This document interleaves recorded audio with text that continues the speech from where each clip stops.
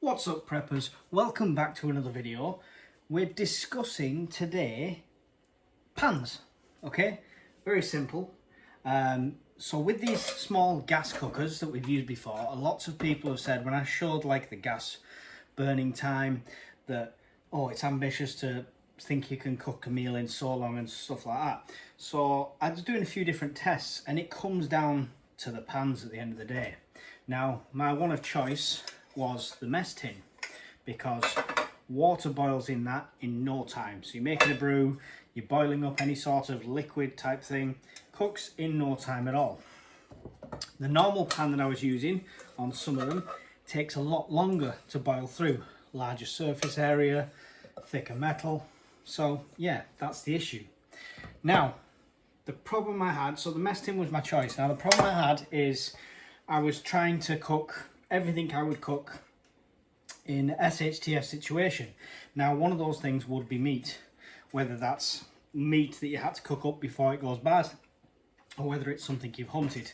So I tried cooking bacon in here, stuck to it, nightmare, burnt it. Tried to cook sausages, chicken, all sorts, and it just does not, it cooks too quick on the outside and too unevenly. Now, the worst thing about the mess tins for things like that is, I don't know if you've done it, but if you leave it on a bit too long, it can get burnt to very quickly. So scrubbing these, you can see the lines on it already. They don't last long because you're taking all that non-stick off of it, and yeah, it's just good. It is what it is. It's a mess tin. It's a cheap thing. Now, what we want in SHTF is a bit of longevity, okay? So I was looking around for what my best options were. Now I was sent this. This is a, if you can see the logo there, hopefully, GIP, G-I-P-P. It's a GIP pan. Now, I'll put a link for this in the description. I wouldn't tell you to use something that I wouldn't use myself. Now, the reason it's not getting unboxed in front of you, there's the little thing that was in it. It was all in a box, lovely packaged.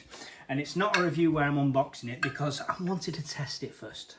Because I'm the guy that's bought that JML copper pan, thought it was brilliant, and then a week later something gets stuck on it and it was a nightmare. And this I've been using over the last few days. Now, I mean, look at that. There's not even a mark, and I have been using it. This has had eggs, sausage, bacon, spam, all sorts in it. Now, the thing with the spam is as well, there was no oil. Just threw it straight in there. It's got a bit of fat in spam, but it's still a perfect surface on there, and it cooks well. So if I get some heat on here, we've got a chicken breast, yeah?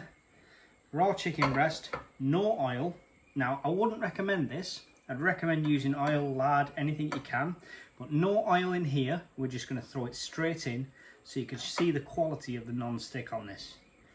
Okay? We'll let some heat get to that and I'll show you. Now, it's cooking there and I've just put that in, I've not moved it. And look how effortlessly that moves about. It doesn't even want to get stuck. It's not even trying to get stuck. The only liquid in there is a bit of juice off the actual chicken. There's no fat or oil in there.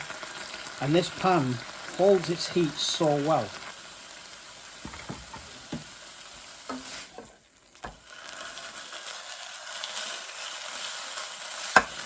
Lovely piece of chicken, cooked there. I've turned the heat off, so it's still hot.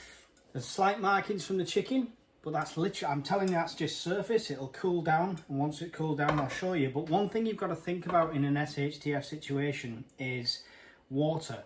Water's not going to be an absolute abundance. Obviously, you can use things like rainwater, unfiltered water to wash up a bit, but we always need to think about hygiene, food health, things like that. So the least you can use to clean this, but make sure it's clean, the better, okay? Now, while that cools, and I'll show you that, I will just mention that if you look at the bottom, the style, that's suitable for induction, gas, and it's ceramic and halogen cookers. So it literally is perfect for anything. And the heat does go all the way through it. and it stays. I'm putting my hand there now and it's so hot, and it's been off for 2-3 minutes now already. So minimalising the washing when we're camping or when it's SHTF, then I'm going to put a tiny bit of water in there. That's barely an egg cupful, okay? And I'm just going to switch that round and just wipe it, okay? Now, in a normal situation, if you're using this every day, obviously just clean it normally. But tip that water out and that pan is absolutely spotless. You wouldn't be able to see I've even cooked anything in there. Okay, same on the bottom. Right, and when you compare it with what I'm using here and the bottom, and what I've used here and the bottom, the quality speaks for itself. I'm trying not to make this an infomercial, but honestly, so happy with this. Can't recommend it enough. I think it comes in a darker colour as well, but I'm going to have this one for home. I'm going to get one of the darker ones to go with my bug out gear, because to be honest, when I'm out in the field, a frying pan does everything. Tin of beans, frying pan, everything like that. So this would be absolutely perfect for that. And to be honest, for what it is, it's super lightweight as well.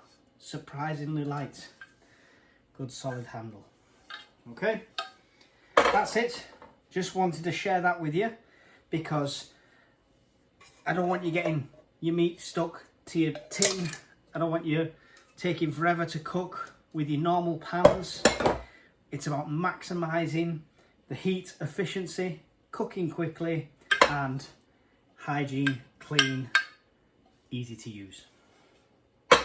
Thanks for watching, guys. Don't forget to check out the other videos, and I'll see you all soon. Bye.